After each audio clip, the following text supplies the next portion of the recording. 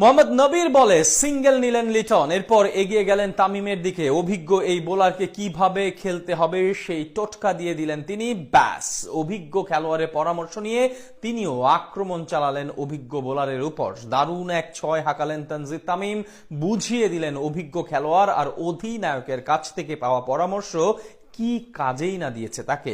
এদিন তিনি হাঁকিয়েছেন দারুণ এক হাফ সেঞ্চুরিও। বাকিটা প্রতিবেদনে।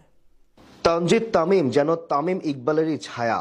বড় ম্যাচে জ্বলে উঠলেন দারুণভাবে। মাত্র ২৮ বলে করলেন দারুণ এক হাফ সেঞ্চুরি। টি-20 ক্রিকেটে এটা তার সপ্তম হাফ সেঞ্চুরি। তিনি যখন ব্যাট করছিলেন তখন বাংলাদেশ দেখছিল বড় স্বপ্ন, তবে তার বিদায়ের পর বদলে যায় দৃশ্যপট। ৫২ রান করেন তিনি। উদীয়মান খেলোয়াড়দের মাঝে যারা দলে থিতু হয়েছেন, তামিম তাদের মাঝে একজন। সাদা বলের ক্রিকেটে এখনই তিনি দলের অন্যতম ভরসার নাম। ওপেনার হিসেবে যথেষ্ট দারুণ পারফরমেন্স দেখাচ্ছেন তিনি। তার এমন উন্নতির পেছনে সিনিয়রদের কথা শোনার ব্যাপারটা কম গুরুত্বপূর্ণ নয়। বড়দের পরামর্শ তাকে সাহায্য করেছে সাফল্য পেতে।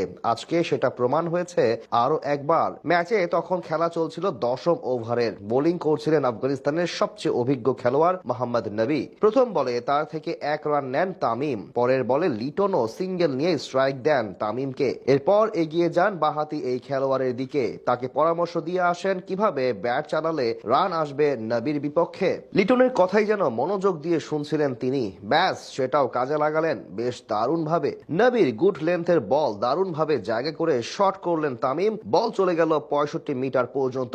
যদিও দূরত্ব ছোট, তবে ৬ রান পাওয়ার জন্য এটাই ছিল যথেষ্ট। মাঠের সবচেয়ে ছোট দিকেই যে বল হারিয়েছিলেন তিনি, আর এভাবেই লিটনের পরামর্শে ৬ রান যুক্ত হয়ে যায় তার নামে। এদিন বাংলাদেশের একমাত্র সফল ব্যাটার ছিলেন তামিম। শুরু থেকেই তিনি খেলছিলেন দেখে শুনে। একের পর এক ৪-৬ এগিয়ে যান সামনের দিকে। ২৮ বলে যখন 50 করেন তখন তার ইনিংস সাজানো ছিল ৪টি ৪ ও ৩টি ৬। তবে তার দারুণ ইনিংস থেমে যায় ৫২ রানে। তার ইনিংস থামার সাথে সাথে বাংলাদেশের বড় সংগ্রহের স্বপ্ন থেমে যায় ওখানেই। তামিম যখন ৩১ বলে ৫২ রান করে বিদায় নেন তখন বাংলাদেশের সংগ্রহ ১২.৫ ওভারে ১০৪ রান। এরপর আরো ৭ ওভার বাকি থাকলেও সংগ্রহ করে মোটে ৫০ রান। এতেই আসলে বোঝা যায় ইনিংসে কেমন প্রভাব ছিল তামিমের। আর এটাই মূলত আঘাত করে বাংলাদেশকে, কারণ এরপর আর কেউই ভালো ব্যাট করতে পারেনি।